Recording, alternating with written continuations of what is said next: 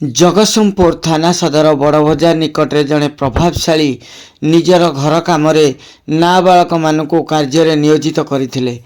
जहाँकि नाबालक माने कार्य करुले ए बाबद को नहीं जड़े अदृश्य शक्ति जहाँकि चाइल्ड लाइन विभाग को खबर देते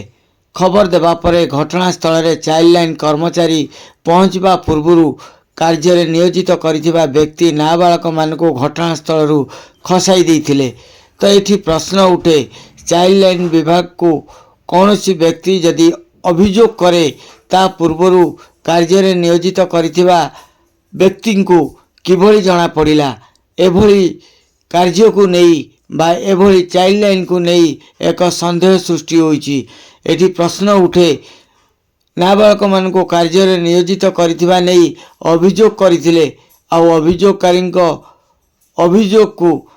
कार्य लगाइबा पूर्व चाइल्ड लाइन कर्मचारी माने ए बाबद रे आगुरु जणाई देई नाहन तो एभली अनेक प्रश्न साधारण रे गुंजरण हेलानी जहाको नहीं चर्चा जोर धरिछि।